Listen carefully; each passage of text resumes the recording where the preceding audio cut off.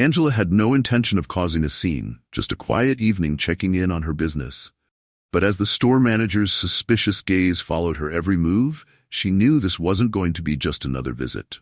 And when he called the police, Angela decided she wasn't going to correct him, at least not right away. Before we get started, don't forget to like, subscribe, and let us know where you're watching from. Let's dive in. Angela had always cherished the quiet moments when she could slip into one of her stores unnoticed. It was a rare luxury for someone who owned a successful chain of boutiques, but she liked to keep her finger on the pulse of the business. The sun was setting, casting a golden hue over the street as she pushed open the glass door of a location she hadn't visited in a while. She enjoyed seeing things as they truly were, not through the filtered lens of managers, reports, or customer feedback surveys, but in real time, observing how her staff treated the people who walked through the door. Today was no different. The store wasn't crowded, just a handful of customers browsing the racks.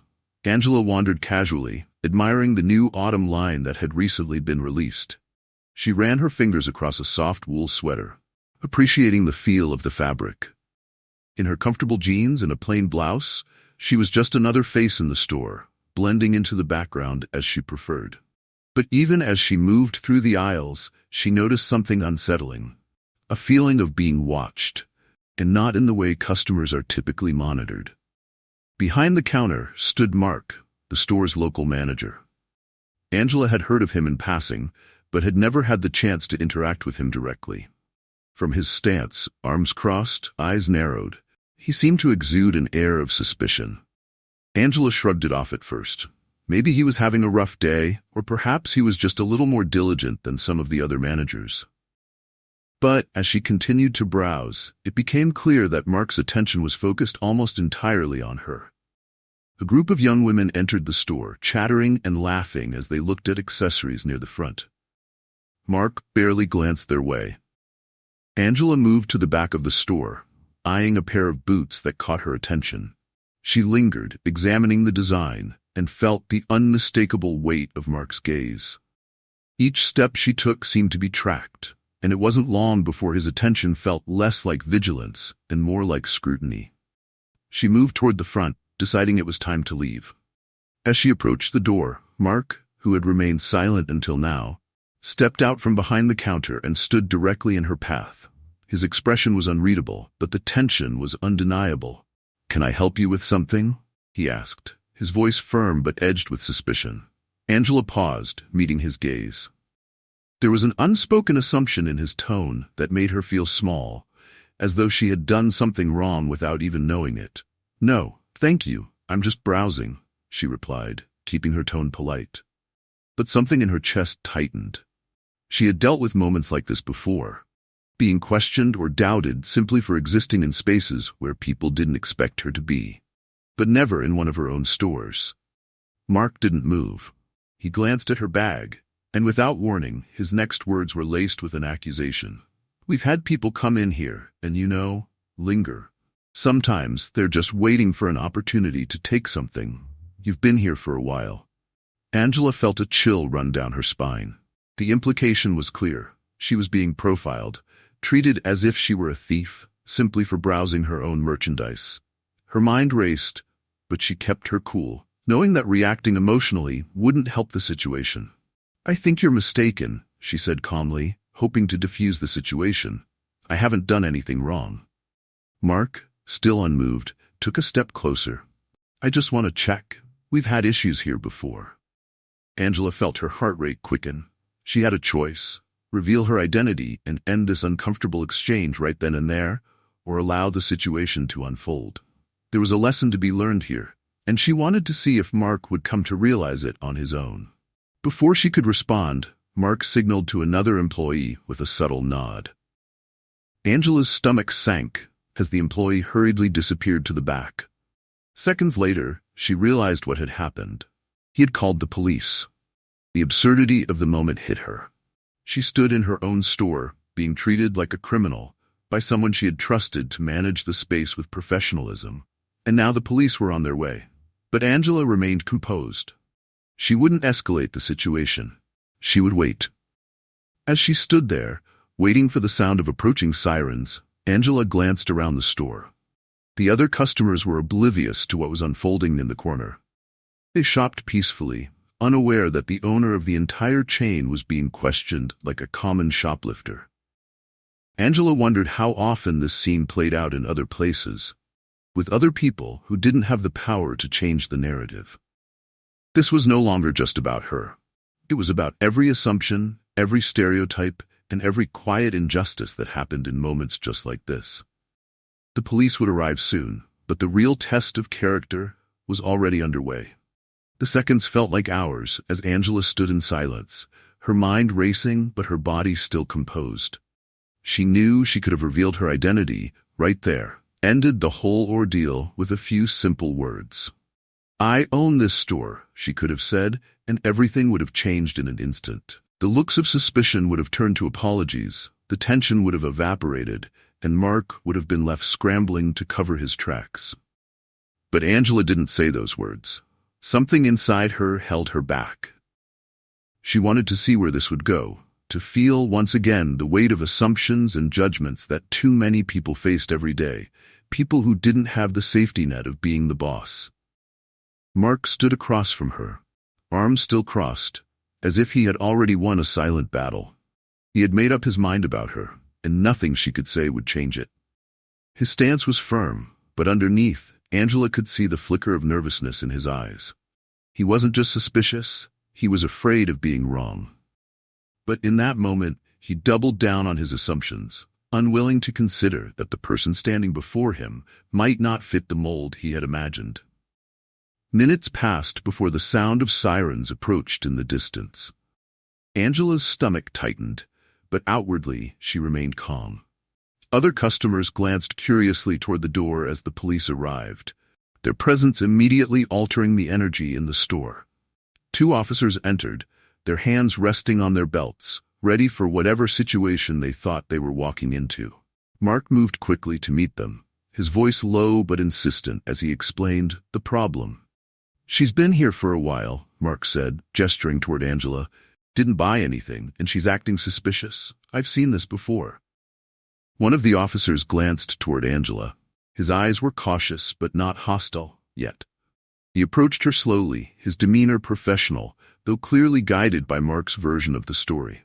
The weight of the situation began to settle in for Angela. She could handle this. She had handled worse before.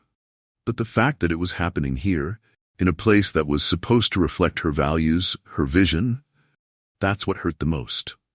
"Ma'am," the officer said, keeping his voice even, "we're just here to check in. Would you mind answering a few questions for us?" Angela nodded, forcing a small smile to show that she was willing to cooperate, though the irony of the situation was not lost on her. She had never been anything but cooperative. In every store she had ever visited, in every space she had ever occupied. But cooperation, it seemed, wasn't enough to erase the assumptions being made about her. "Of course," she said, her voice steady. "What would you like to know?" The officer looked her up and down, as if he were trying to size her up, to figure out if she matched the description of the person Mark had painted her to be. "Do you shop here often?" he asked, the question almost laughable given the circumstances. Angela hesitated for a second, wondering how much to reveal. "I've been to the store a few times," she said, choosing her words carefully. "I like to check in on things when I can." Mark, standing a few feet away, seemed puzzled by her answer. His eyes narrowed as if he were trying to figure out what she meant by checking in. But before he could speak, the officer asked another question. "Do you have any ID on you?" Angela reached calmly into her bag, pulling out her wallet and handing over her driver's license. The officer examined it carefully, his eyes flicking back and forth between the ID and her face, as if he were looking for some clue that would either confirm or deny the suspicions swirling in his mind. Behind him, the second officer stood with his arms crossed, watching the exchange in silence. Angela could feel the weight of his gaze too. She was surrounded by people waiting for her to prove that she wasn't who they thought she was. And in that moment, she realized that it wasn't just about her. This situation was a reflection of something much larger, a system of assumptions, stereotypes, and judgments that followed people like her everywhere they went.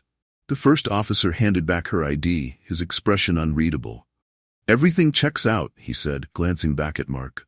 "Do you work here?" The question was directed at Angela now, and this time she couldn't hold back the truth. "In a way," she said, her voice calm but firm. "You could say I have a connection to this store." Mark's eyes flicked toward her, confusion crossing his face. He opened his mouth to speak, but before he could, Angela continued, "I own it." The silence that followed was deafening. Mark's face drained of color as the realization of what he had done slowly sank in. The officers exchanged glances, understanding now the gravity of the situation. They had been called to investigate the very person who owned the space they were standing in. Angela didn't gloat. She didn't need to. The truth had a power all its own, and as it hung in the air, everyone in the room could feel its weight.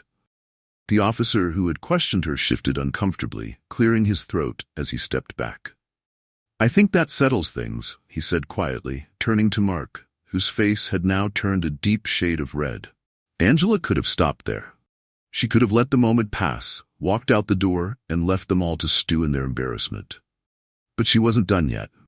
There was still more to say, more to understand about why this had happened in the first place. "You judged me," Angela said softly, her eyes locking with Mark's. "You didn't know anything about me, but you assumed the worst. Why?" Mark opened his mouth, but no words came out. His confidence had evaporated, leaving behind only shame. The air in the store had grown thick with tension, and the reality of the situation began to settle on everyone present. Angela stood firm, her calm composure a stark contrast to the growing discomfort on Mark's face. The officers, having realized the gravity of their mistake, remained quiet, but their presence only heightened the pressure in the room. The silence seemed to stretch on forever, broken only by the faint hum of traffic outside. Mark, still trying to process what had just been revealed, took a step back. His face was flushed, a mixture of confusion and embarrassment playing across his features. He looked from Angela to the police officers, then back to Angela again, as if hoping this was all some sort of misunderstanding. But there was no misunderstanding. The truth had been laid bare, and there was no escaping it. "You own the store?" Mark finally stammered, his voice barely more than a whisper. It wasn't just a question, it was a plea, a desperate hope that somehow he had heard wrong. Angela nodded slowly, her expression softening slightly but not enough to let him off the hook. "Yes, I do. This store and many others just like it. I built this business from the ground up." Mark's mouth opened and closed as he tried to form a response, but the words simply wouldn't come. He had been so certain, so convinced that he was doing the right thing by calling the police. In his mind, he had been protecting the store, protecting his job. But now, as the truth unfolded, he realized he had done the exact opposite. He had disrespected the very person who had given him the opportunity to work there in the first place. Angela could see the internal struggle playing out on Mark's face, but she didn't let it sway her. There was a larger issue at hand, one that went beyond just this moment. She had seen this kind of situation play out too many times in too many places, and she knew it wasn't just about Mark. It was about the assumptions people made, the biases they carried, and the way those biases affected their actions. One of the officers cleared his throat, breaking the silence. "Ma'am, we apologize for the misunderstanding. It seems there's no issue here." He glanced at Mark, clearly uncomfortable with the situation. "We'll be leaving now." Angela nodded at the officer, her tone respectful but firm. "Thank you for your time, officers." She didn't need to say more. The look on their faces told her they understood the weight of what had just happened. The officers gave her a respectful nod and quietly exited the store, leaving Mark and Angela standing face to face. For a moment, neither of them spoke. Angela could see the wheels turning in Mark's head, the regret building as he realized the depth of his mistake. But she wasn't here for an apology. Not yet. First, she needed him to understand what had led them to this point. "Mark," Angela began, her voice calm but firm, "I need you to tell me why you felt the need to call the police.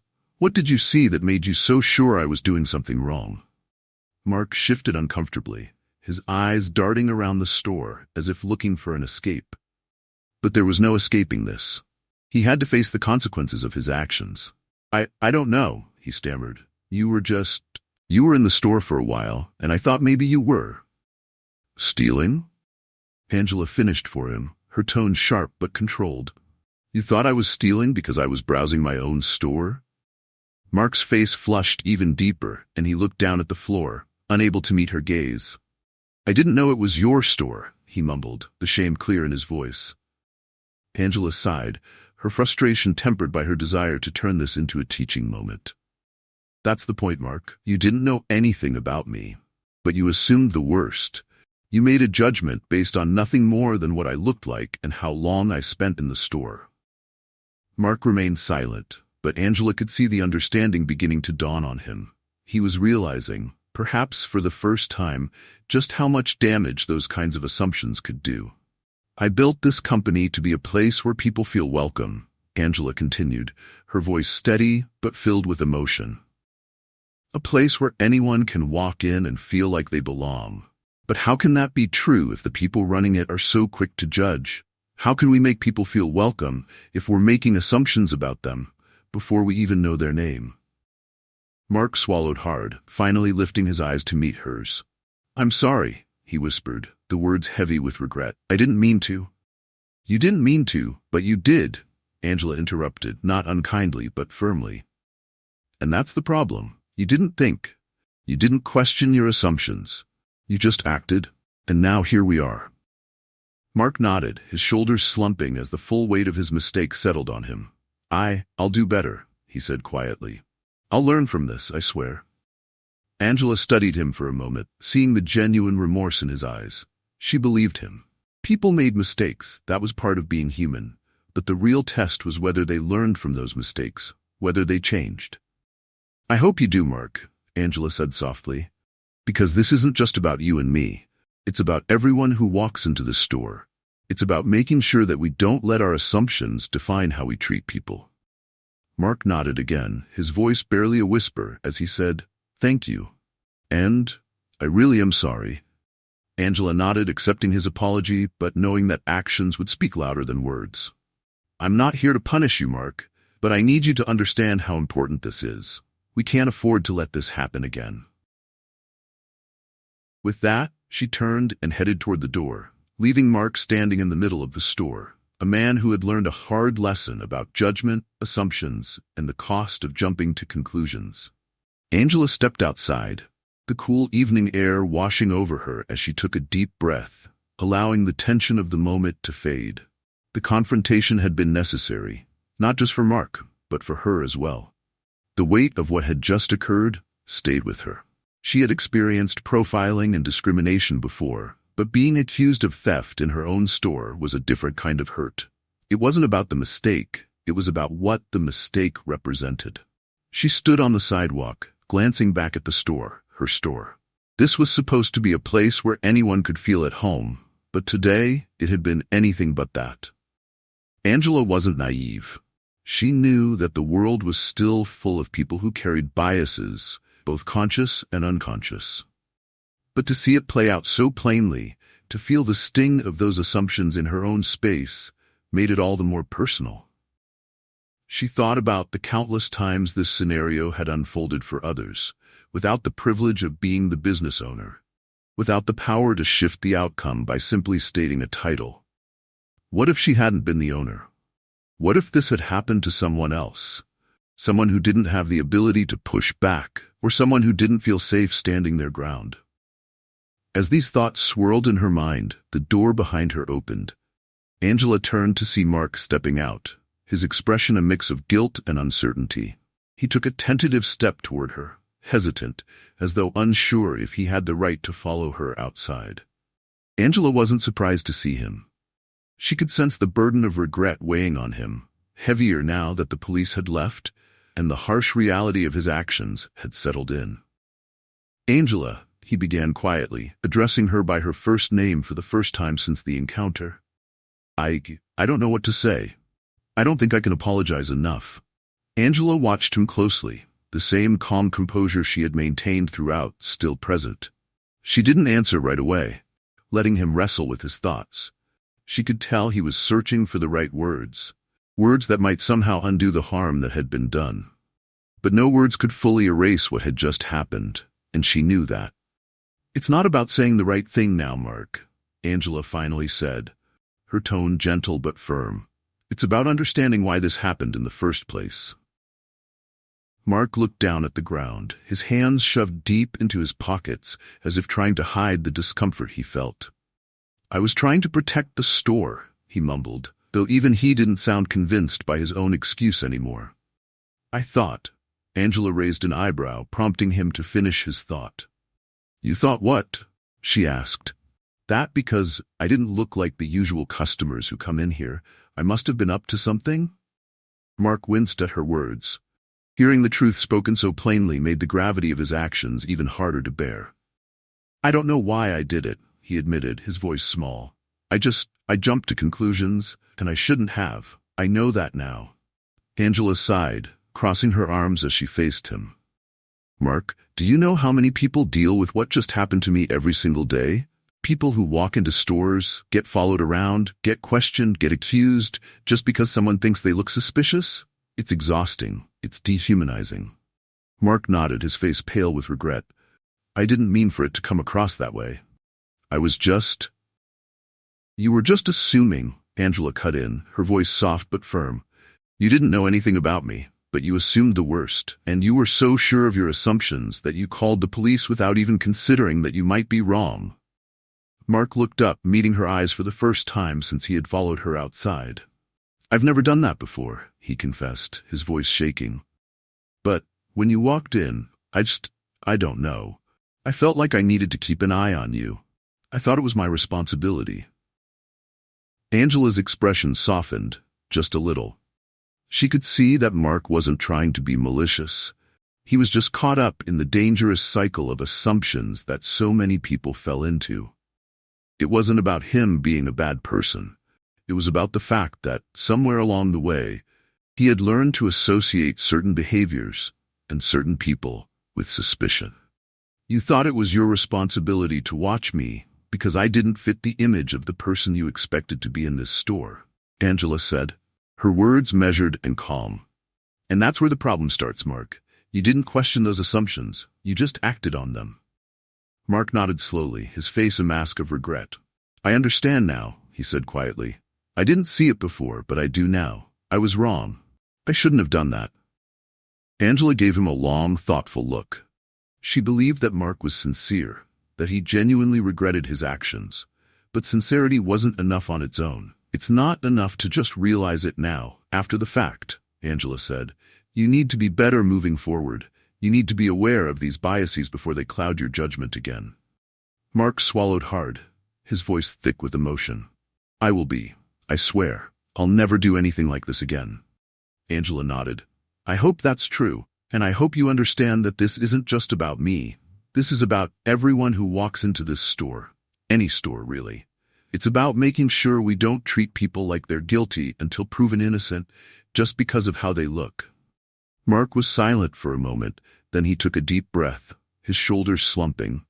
"I understand," he said quietly. "I'll make sure this never happens again. I'll learn from this." Angela offered him a small nod of acknowledgement. "I believe you, Mark, but this is something that takes time. It's not just a switch you flip. You have to be conscious of it every day, in every interaction." Mark looked down again, his voice barely audible as he said, "Thank you for giving me the chance to learn." Angela nodded once more. "Let's hope this is the last time you need a lesson like this." She turned and began walking away, leaving Mark standing in the doorway, a man humbled by his own assumptions. As she walked, Angela felt a sense of resolution, but not closure. The encounter had exposed a wound that she knew ran deep, not just in her own life, but in the fabric of society. This was only one battle in a much larger fight for understanding, for equality, for respect. But for today, at least, one person had learned the weight of their assumptions. And that, Angela thought, was a small but significant victory. Angela walked down the street, her footsteps slow and deliberate, allowing her mind to process everything that had just unfolded. The evening air felt cooler now, and the streets were bathed in the soft glow of streetlights. Though the confrontation was over, the weight of the situation lingered with her, as it always did. Today was not an isolated incident. It was part of a long, exhausting journey. She had faced assumptions and prejudice many times before, but each time it chipped away at her patience and her sense of safety in spaces she should have felt comfortable in. This time had cut deeper because it happened in her own store. She didn't feel anger, not exactly. There was frustration, certainly, but more than that, a kind of weary resignation. It was exhausting to live in a world where people were judged based on surface-level assumptions. And while Angela knew she had the power to reveal the truth and force people to reckon with their biases, she also knew that for many, this moment wouldn't have ended so neatly. Many wouldn't have the privilege to simply state their title and command respect. For many, the assumptions would lead to consequences far more damaging than an awkward apology. Angela's thoughts were interrupted by the vibration of her phone in her pocket. She pulled it out and saw a text message from one of her regional managers. "Everything okay? Just heard from the store about a situation with the police?" She sighed, thinking back to how quickly things had spiraled. The police had been called for no reason, based purely on a hunch and an assumption, and now it was rippling through her business network. How could this have happened in one of her stores? A place she had built with the intention of creating an inclusive, welcoming environment for everyone? Angela paused on the sidewalk, her thumb hovering over the keyboard of her phone. She considered what to say. She could simply brush it off, minimize the incident, and assure her team that everything was under control. But that wouldn't be enough. Not this time. This wasn't just about a miscommunication or a mistake. It was about something much deeper. The culture she wanted to create within her business and the values she needed to uphold. And that meant addressing what had happened head-on. She typed a response. "I'll be in touch tomorrow. We need to have a discussion about training and customer relations. Something happened today that we need to address as a team." She sent the message and slid her phone back into her pocket, knowing that tomorrow's conversation would be a difficult one, but a necessary one. She couldn't allow this incident to pass without learning from it. This was an opportunity to ensure that her stores would truly live up to the values she had envisioned when she first started the company.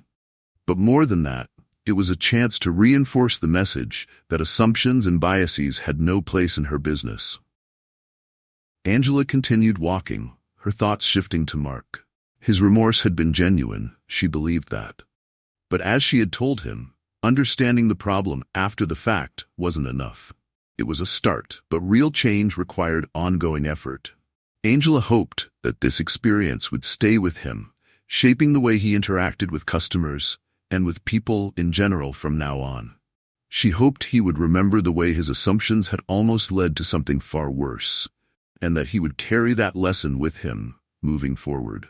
The following day, as she sat in a meeting with her regional managers and store staff, Angela was direct and clear. She recounted the incident, not to single out or embarrass anyone, but to highlight the importance of empathy, awareness, and the need to confront unconscious biases. She explained that while it was important to protect the store and its merchandise, it was even more important to protect the dignity of the people who walk through the doors. Every customer, every person deserved respect, regardless of how they looked or how long they browsed. Mark, who sat quietly at the end of the table, had not been fired. Angela had thought long and hard about it, and while she could have justified letting him go, she believed in giving people the chance to learn and grow. This was his chance. As the meeting progressed, Angela could see that her message was hitting home for everyone, not just Mark. Her words sparked discussions, questions, and a renewed sense of commitment to creating the welcoming environment she had always envisioned. The meeting ended, and as people gathered their things to leave, Mark approached her.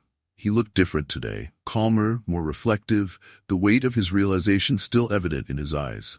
"Angela," he said quietly, "I just wanted to thank you again for not giving up on me.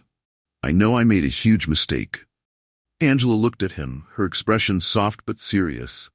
"I didn't give up on you, Mark, because I believe you can change. But that change has to come from within. It's not just about what happened yesterday. It's about every day going forward." Mark nodded solemnly.